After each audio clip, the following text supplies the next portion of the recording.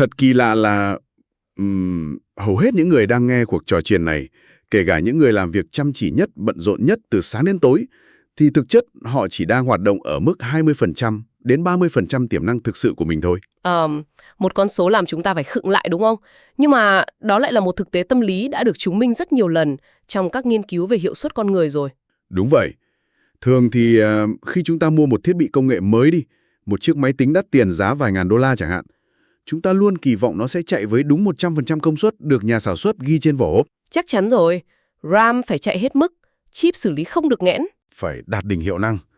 Nhưng mà khi bước vào thế giới phát triển bản thân và xây dựng hệ thống kinh doanh, thì đột nhiên cái bảng thông số kỹ thuật đó lại trở nên vô hình. Chúng ta đang nhìn vào một cỗ máy con người, nơi mà công suất thực sự bị che khuất bởi vô vàn lớp sương mù của tâm lý và thói quen. Đó chính xác là định nghĩa của việc hoạt động trong vùng mù, nơi mà ranh giới giữa việc thực sự tạo ra kết quả và việc chỉ đang bận rộn vô ích trở nên cực kỳ mờ nhạt. Rất mờ nhạt. Chúng ta cứ tưởng là mình đang chạy hết tốc lực, nhưng thực tế thì kiểu như chỉ đang chạy không tải thôi. Và đó cũng là trọng tâm của hành trình khám phá ngày hôm nay của chúng ta. Làm thế nào để biến 12 tháng tiếp theo thành một bước ngoặt, thay đổi hoàn toàn cục diện kinh doanh và cả cuộc sống. Kho tàng tài liệu mà chúng ta có hôm nay, thực sự mà nói, đồ sộ và đi thẳng vào tính thực chiến. Vâng, cực kỳ thực chiến. Chúng ta đang có trong tay bản ghi âm từ sự kiện DDM, tức là chương trình chiến lược phát triển kim cương khu vực châu Á-Thái Bình Dương 2026 của Herbalife, cùng với một cuốn e-book mang tên Lãnh đạo Kim Cương. Những tài liệu rất quý giá. Điểm nhấn đặc biệt là sự xuất hiện của hai nhân vật vô cùng xuất chúng. Đầu tiên là chuyên gia mạng lưới toàn cầu Eric Ward, tác giả cuốn sách nổi tiếng GoPro. Cuốn sách gối đầu giường của rất nhiều người. Đúng rồi. Và người thứ hai là chị Hương Thủy, một thành viên nhóm chủ tịch Hai Kim Cương 20K. Dành cho những ai chưa hình dung được sức nặng của danh hiệu này, thì đây là một trong những cột mốc hiếm hoi và tinh hoa nhất của toàn bộ hệ thống, đòi hỏi sự bền bỉ của 15 năm kinh nghiệm thực chiến trên thương trường. Sứ mệnh của cuộc trò chuyện hôm nay, nó không dừng lại ở những lời hô hào truyền cảm hứng chung chung đâu. Chúng ta sẽ bóc tách một lộ trình thực thi đến từng chi tiết nhỏ nhất. Chính xác. Từ việc tháo dỡ và cài đặt lại hệ điều hành tư duy sâu thẳm bên trong, cho đến việc thiết lập những hành động có thể đo lường được mỗi ngày, nhằm giúp những ai đang lắng nghe có thể tự mình phá vỡ lớp vỏ bọc của sự trì trệ. Được rồi, chúng ta hãy cùng bóc tách vấn đề này. Bắt đầu ngay với một câu hỏi dường như rất cơ bản, nhưng lại đâm thẳng vào gốc rễ vấn đề mà chuyên gia Eric Ward đã đặt ra ngay đầu sự kiện. Câu hỏi về lý do bắt đầu đúng không? Đúng. Tại sao ban đầu lại tham gia vào công việc kinh doanh này? Ngay sau khi khơi lại lý do bắt đầu, ông ấy ném ra một gáo nước lạnh. Tại sao mang trong mình những giấc mơ lớn như vậy, mà hiện nay đa số chỉ đang hoạt động ở mức 20% đến 30% công suất thực? Điều gì đang kìm hãm phần 70% còn lại đó? Ở đây thì Eric Ward đã chỉ ra một sự thật khá là trái khoái. Kẻ thù lớn nhất của sự xuất sắc không phải là sự thất bại hay sự tồi tệ, mà chính là sự thoải mái. Sự thoải mái? Đúng vậy. Khi một người rơi vào khủng hoảng, bản năng sinh tồn sẽ kích hoạt mọi nguồn lực mạnh mẽ nhất. Nhưng khi mọi thứ xung quanh chỉ ở mức tạm được. Kiểu như thu nhập đủ trang trải qua ngày. Đúng, cuộc sống không quá vất vả, không ai đòi nợ, thì bản năng con người sẽ tự động bật chế độ ngủ đông. Sự thoải mái du ngủ khát vọng, người ta ngừng vươn lên vì không còn bị dồn vào chân tường nữa. Wow, nó làm tôi liên tưởng đến một phép ẩn dụ thế này. Giống như việc chúng ta đang sở hữu một chiếc điện thoại thông minh thế hệ mới nhất, với cấu hình khủng khiếp, nhưng lúc nào cũng tự ép nó chạy ở chế độ tiết kiệm pin chỉ vì sợ hết năng lượng vậy. Một ví dụ rất hay. Màn hình lúc nào cũng tối om, ứng dụng thì chạy rùa bò, không dám mở video độ phân giải cao, dù bên trong nó là một cỗ máy dư sức xử lý mọi tác vụ phức tạp nhất. Và phần đáng sợ nhất là, người dùng chiếc điện thoại đó dần dần tin rằng chiếc máy của mình vốn dĩ chỉ chậm chạp như vậy. Hệ lụy của việc liên tục chạy ở cái chế độ tiết kiệm pin đó là một dạng kiệt quệ tâm lý rất đặc thù. Nó không phải là sự mệt nhọc vật lý do bốc vác 10 tiếng một ngày đâu. Vậy nó là gì? Đó là sự bức bối của một nguồn năng lượng khổng lồ bị giam hãm bên trong. Sức lực không được giải phóng ra ngoài để tạo giá trị, sẽ quay ngược lại tự tiêu hao chính tinh thần của người đó. Điều này giải thích được quyết định gây sốc của chị Hương Thủy trong tài liệu. Chị ấy từng là giám đốc điều hành của một công ty nước ngoài, lại còn làm chủ một xưởng sản xuất riêng. Xét theo tiêu chuẩn xã hội thông thường, thì đó là một vùng an toàn vững chãi, một sự thoải mái đáng mơ ước. Quá đáng mơ ước đấy chứ. Nhưng là đằng sau cái mác giám đốc đó là sự thiếu hụt trầm trọng về thời gian cho con cái và gia đình.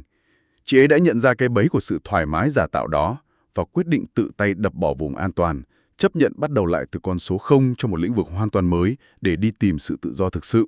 Một quyết định vô cùng can đảm. Nhận ra mình đang bị kẹt ở chế độ tiết kiệm pin là một chuyện, nhưng tài liệu này không chỉ bảo chúng ta thức tỉnh suông, nó đưa ra một công cụ đo lường cực kỳ rạch ròi. Đó là bản đồ 11 trục đánh giá cốt lõi của Eric Worre. Bản đồ này yêu cầu một sự trung thực tuyệt đối. Khác với những mục tiêu trừu tượng, kiểu như là tôi muốn thành công hơn.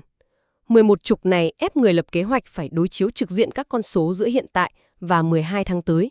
Chúng ta có thể điểm qua vài trục quan trọng nhất được không? Tất nhiên rồi. Trục đầu tiên là mức độ sử dụng sản phẩm trên thang điểm từ 1 đến 10. Tiếp đến là số lượng khách hàng cá nhân đang chăm sóc, số lượng thành viên độc lập do chính mình bảo trợ đang hoạt động và tổng quy mô toàn đội nhóm. Tôi đặc biệt chú ý đến trục về sự mở rộng quốc tế. Việc đo lường không chỉ tính bằng doanh số mà được chia thành 3 cấp độ rất cụ thể. Số lượng quốc gia có đội nhóm của mình, số lượng quốc gia có cấp bậc giám sát viên, hoặc số quốc gia có người được mình bảo trợ trực tiếp. Rất chi tiết. Nhưng mà, tại sao một mạng lưới kinh doanh lại phải nhấn mạnh đến yếu tố quốc tế như một trục cốt lõi, trong khi thị trường nội địa có khi khai thác còn chưa hết? Về mặt tâm lý học, thì việc đặt trục mở rộng quốc tế vào bản đồ đánh giá 12 tháng là một cách ép tư duy phải thoát khỏi giới hạn địa lý. Herbalife đang có mặt ở khoảng 95 quốc gia. À, tôi hiểu ý chị rồi. Nếu một người chỉ nhắm đến việc mở rộng quanh khu phố hay thành phố của mình, họ sẽ bị giới hạn bởi tư duy cục bộ, dễ bị tác động bởi nền kinh tế vi mô tại địa phương đó.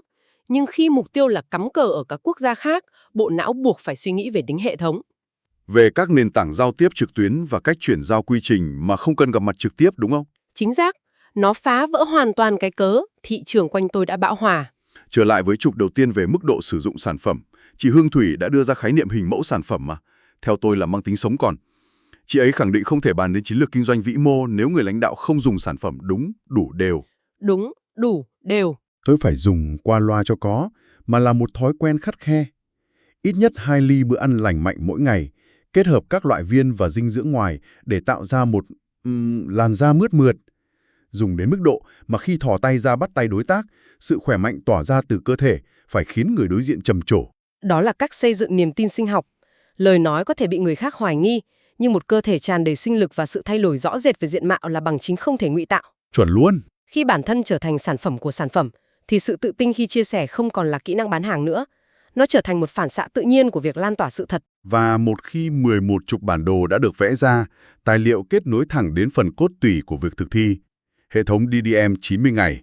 Khung thời gian hàng ngày được chia block rất rõ, 30 đến 60 phút để học tập, cập nhật kiến thức, 2 đến 4 giờ tập trung cao độ tạo ra thu nhập, và 30 đến 60 phút làm việc sát sao với đội nhóm. Một lịch trình rất chặt chẽ. Điểm chốt hạ của toàn bộ hệ thống này nằm ở một quy luật thép. Nói chuyện với 10 người mỗi ngày, đều đặn như vắt chanh, một tháng là 300 người. 300 người một tháng. Nhờ bám sát sự lặp lại điên rồ này mà vợ chồng chị Thủy đã tạo ra một tốc độ thăng tiến phi thường, đi từ con số 0 lên nhóm phát triển toàn cầu sau hơn 5 tháng, chạm nhóm triệu phú sau 17 tháng và bước vào nhóm chủ tịch chỉ sau hơn 27 tháng. Wow! Nhưng khoan đã, chúng ta phải lật lại vấn đề ở chỗ này. Nói chuyện với 10 người mỗi ngày, liên tục trong nhiều tháng ròng rã, việc tiếp cận cả người quen lẫn người lạ với khối lượng lớn như vậy, chẳng phải nó giống như việc đâm đầu vào một bức tường toàn sự từ chối sao? Nhìn bề ngoài thì có vẻ là vậy. Một người bình thường sẽ rất dễ bị kiệt quệ tâm lý, cảm thấy tổn thương lòng tự trọng và bỏ cuộc chỉ sau một tuần đầu tiên. Tại sao tài liệu lại đề xuất một khối lượng hành động có vẻ phản nhân loại như vậy? Điều thú vị ở đây là khi chúng ta nhìn nó xuyên qua thấu kính của động lực học hành, thì con số 10 người một ngày không phải là để tìm kiếm 10 cái gật đầu. Vậy nó để làm gì? Nghỉ. Người thực hiện đang vô tình rèn luyện một nhóm cơ vô hình. Nhóm cơ vô hình. Đúng, cơ bắp kỷ luật. À, tức là lấy số lượng để bào mòn sự nhạy cảm của cảm xúc. Chính xác. Sự sợ hãi chỉ tồn tại khi chúng ta có quá nhiều thời gian rảnh rỗi để suy nghĩ về việc mình bị từ chối. Khi guồng quay hành động đạt đến tốc độ 10 người một ngày, động lượng sinh ra sẽ đẩy người đó lao về phía trước, xuyên qua sự chán nản. Kinh khủng thật. Trong tài liệu, chị Thủy có kể lại rằng, những người đầu tiên đi làm tiệc trà, chị ấy run đến mức đứng trước khách hàng mà quên mất cả tên thật của mình, chỉ ước có ai đó đứng cạnh nhắc tên hộ. Sự sợ hãi là có thật, nhưng chính việc từ chối dừng lại, tiếp tục lao vào các cuộc nói chuyện tiếp theo đã làm chai lì nỗi sợ đó. Một hành trình tự chữa cháy cảm xúc bằng khối lượng công việc. Rất bạo liệt. Nhưng điều này lại đưa chúng ta đến một nghịch lý khổng lồ khác. Tôi biết rất nhiều người nắm rõ bài toán xác suất 10 người mỗi ngày này. Họ có trong tay bản đồ 11 trục hoàn hảo, biết rõ luật chơi. Nhưng họ vẫn không làm đúng không? Đúng. Họ vẫn dậm chân tại chỗ, tháng này qua tháng khác. Bản kế hoạch thì nằm im trên bàn. Tại sao? Câu trả lời nằm ở phần sâu nhất của tài liệu. Hệ điều hành ẩn bên trong tâm trí. Những niềm tin và thói quen vô hình đang bí mật phá hoại mọi nỗ lực bề mặt. Eric Worre có một cách lý giải cực kỳ sắc sảo về cơ chế hoạt động của thói quen ở góc độ thần kinh học. Ông nhấn mạnh rằng bộ não con người không có nút delete. Không có nút xóa. Đúng, chúng ta không thể xóa bỏ một thói quen xấu. Khi một đường mòn thần kinh đã được thiết lập, ra lệnh cho bản thân đừng lười biếng nữa hay đừng đến muộn nữa là vô ích. Cách duy nhất là ghi đè, override, bằng một thói quen mới có lực lượng mạnh hơn. Nghĩa là muốn sửa bệnh hay đến muộn thì không phải là cố gắng bớt đi trễ, mà phải thiết lập một chuỗi hành động hoàn toàn mới để luôn luôn đến sớm trước 15 phút. Chuẩn. Hoặc thói quen trì hoãn công việc phải được đè lên bằng một chuỗi trình hành động ngay lập tức. Lên kế hoạch vào tối hôm trước, sáng hôm sau bật dậy là thực thi, vào buổi tối đánh giá lại kết quả. Không để cho bộ não có khoảng trống để kích hoạt thói quen cũ. Sự ghi đè đó đòi hỏi sự tỉnh táo liên tục. Và thói quen hành động cũng bị chi phối trực tiếp bởi hệ thống niềm tin. Tài liệu chia rạch ròi ra 6 nhóm niềm tin đang âm thầm điều khiển kết quả của một cá nhân. Đó là những nhóm nào? Niềm tin về bản thân, sản phẩm, đội nhóm, công ty, hành trình và kế hoạch trả thưởng. Bất cứ một nhóm niềm tin nào bị lỗi, cỗ máy sẽ khựng lại. Trong nguồn tài liệu có liệt kê những câu viện cớ kinh điển như tôi già rồi không theo kịp công nghệ, con tôi còn bé quá tôi không thể đi sự kiện. Hoặc là thị trấn của tôi quá nhỏ để kinh doanh. Đúng, hay là sản phẩm đắt quá, người dân ở đây không mua nổi. Những câu nói có vẻ rất hợp lý để bảo vệ sự an toàn, nhưng thực chất là những khối bê tông chặn đứng mọi lối thoát. Nhưng chỗ này tôi muốn đóng vai phản diện một chút. Giả sử chúng ta nói về nhóm niềm tin vào đội nhóm. Vâng. Nếu một người lãnh đạo nhìn vào bảng dữ liệu điểm danh, doanh số và đưa ra kết luận đội nhóm của tôi rất lười biếng và không chịu chủ động. Việc một lãnh đạo nhìn nhận đúng thực tế khách quan đang diễn ra, rốt cuộc đâu phải là niềm tin giới hạn. Đó là sự thật cơ mà. Tại sao tài liệu lại coi việc chấp nhận một thực tế xấu là một niềm tin có hại? Đó chính là cái bẫy tinh vi và nguy hiểm nhất trong thuật lãnh đạo. Dù việc đội nhóm lười biếng đang là sự thật ở thời điểm hiện tại, nhưng ngay khi người lãnh đạo chốt hạ và khóa chặt niềm tin đó vào đầu mình, họ đã vô tình kích hoạt một hiện tượng tâm lý học cực mạnh gọi là hiệu ứng Pygmalion hay lời tiên tri tự ứng nghiệm.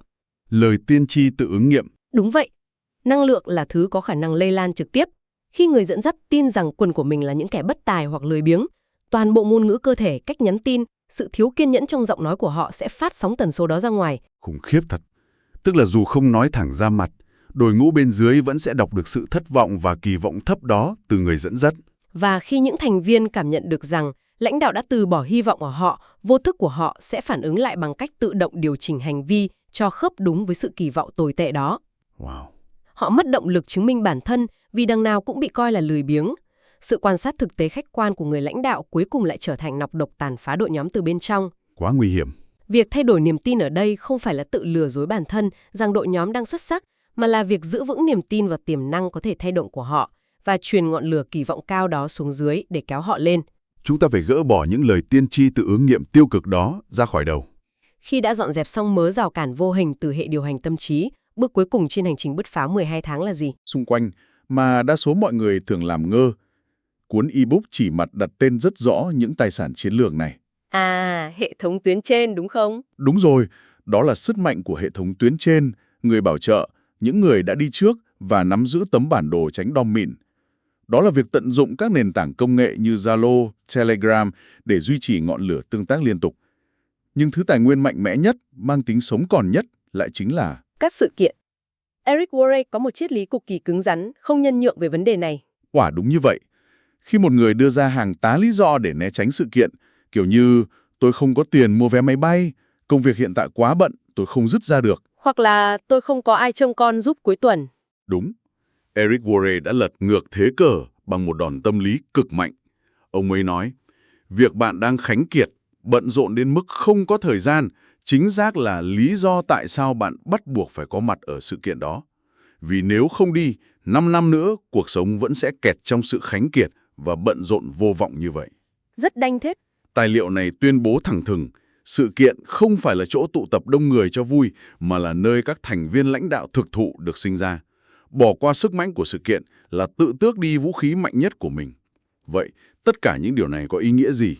Có vẻ như các sự kiện không chỉ là nơi để nghe diễn thuyết, mà nó giống như một bản cập nhật phần mềm định kỳ cho bộ não kinh doanh. Bỏ lỡ nó, hệ thống sẽ chạy chậm lại. Tài liệu chỉ ra một sự chuyển dịch cốt lõi. Đừng chỉ nhìn chằm chằm vào tiền lương hay lợi nhuận thu về hàng tháng. Đích đến tối thượng mà một nhà lãnh đạo kim cương phải đo lường là sự gia tăng của tài sản ròng. Tài sản ròng, net worth. Đúng, việc kiếm được tiền là kỹ năng sinh tồn, nhưng dùng lợi nhuận đó để tái đầu tư, xây dựng nên những khối tài sản không ngừng sinh lời mới là nghệ thuật của sự thịnh vượng. Bài tập thực hành được yêu cầu rất gắt gao. Vào ngày đầu tiên của mỗi tháng, phải ngồi xuống tính toán mọi tài sản mình có, trừ đi các khoản nợ và vẽ điểm tài sản ròng đó lên một trục biểu đồ. Mục tiêu là đường biểu đồ đó phải có xu hướng vút lên và hướng sang phải theo thời gian. Nhưng mà tại sao phải bày vẽ ra việc tự tay vẽ biểu đồ bằng bút và giấy hàng tháng? Tại sao không mở đại ứng dụng ngân hàng lên, lướt một vòng cho nhanh? Việc tự tay chấm những điểm tài sản ròng lên mặt giấy tạo ra một sự gắn kết về mặt nhận thức thần kinh. Lợi nhuận hàng tháng thường mang lại một cảm giác an toàn giả tạo vì nó có thể lên xuống theo chu kỳ mua sắm. Nhưng tài sản ròng là tấm gương phản chiếu sự tích lũy thực sự. À, tôi hiểu rồi. Khi não bộ nhìn thấy đường biểu đồ đó có dấu hiệu đi ngang hoặc cắm đầu đi xuống, nó tạo ra một cơn đau tâm lý mang tính xây dựng. Cơn đau đó sẽ đập tan mọi sự ngụy biện, ép buộc người lãnh đạo phải thắt dắt kỷ luật, lao ra ngoài thực hiện đúng quy luật 10 người mỗi ngày trong tháng tiếp theo để kéo đường biểu đồ đi lên. Quá hay. Nó biến một mục tiêu tài chính khô khan thành một hệ thống cảnh báo sớm, duy trì sức sống bền bỉ cho toàn bộ cỗ máy kinh doanh, hướng đến sự tự do tài chính và thời gian một cách dứt khoát. Chà, chúng ta vừa đi qua một hành trình bóc tách với khối lượng thông tin thực sự dày đặc và tàn nhẫn với những thói quen cũ. Bắt đầu từ việc thẳng thắn thừa nhận chúng ta đang mắc kẹt ở chế độ tiết kiệm pin 20% tiềm năng, đi qua việc phải tự tay đo lường bản thân bằng bản đồ 11 trục không khoan nhượng, rồi ép cỗ máy vào guồng quay với quy tắc tiếp cận 10 người mỗi ngày để sinh ra động lượng. Một hành trình không hề dễ dàng. Chúng ta cũng nhìn thẳng vào sức mạnh tàn phá của lời tiên tri tự ứng nghiệm, từ những niềm tin giới hạn, tầm quan trọng của việc ném mình vào các sự kiện, và cuối cùng là bài toán theo dõi sinh tử với đường biểu đồ tài sản ròng. Nhưng như cuốn ebook đã cảnh báo, mọi kiến thức dù sắc bén đến đâu, nếu chỉ nằm trên mặt giấy, thì nó mãi mãi chỉ là sức mạnh tiềm năng. Việc ứng dụng liên tục trong sự mài giũa của thực tế mới tạo ra sức mạnh thực sự. Chính điều này dẫn đến một tư tưởng vô cùng quan trọng mà tôi muốn để ngỏ cho những ai đang lắng nghe tự chất vấn mình. Cuốn ebook có nhắc đến sức mạnh của việc xây dựng hệ thống báo cáo và các đối tác giải trình trách nhiệm, accountability partners. Vâng. Hãy tưởng tượng nếu một người vẽ ra một bản đồ tài sản ròng đẹp đẽ, thiết lập một lịch làm việc 12 tháng hoàn hảo từng giờ, nhưng rồi lại đem giấu nhẹm nó trong ngăn kéo bản cá nhân và không bao giờ báo cáo tiến độ với hệ thống tuyến trên hay bất kỳ ai. Liệu họ có thực sự thay đổi? Hay chính cái áp lực phải công khai mục tiêu đó, sự giám sát khắt khe, những lời thúc giục đầy áp lực từ cộng đồng xung quanh mới là thứ thực sự biến những kế hoạch trên giấy thành khối kim cương ngoài đời thực? Một câu hỏi thực sự sắc bén để chúng ta tự suy ngẫm. Kế hoạch không có sự giám sát chỉ là một tờ giấy lộn có ý định tốt. Đã đến lúc chúng ta phải tắt vĩnh viễn cái chế độ tiết kiệm pin đó đi, đạp sát ván chân ga và tự mình kiểm chứng xem cỗ máy 100% công suất bên trong chúng ta thực sự có thể tạo ra những chấn động gì trong 12 tháng tới. Cảm ơn sự phân tích cực kỳ sâu sắc của chị hôm nay. Cảm ơn anh và cảm ơn mọi người đã theo dõi. Cảm ơn tất cả những ai đang lắng nghe, đã đồng hành cùng chúng tôi trên hành trình khám phá đầy tốc độ này. Hẹn gặp lại trong những cuộc trò chuyện bứt phá giới hạn tiếp theo.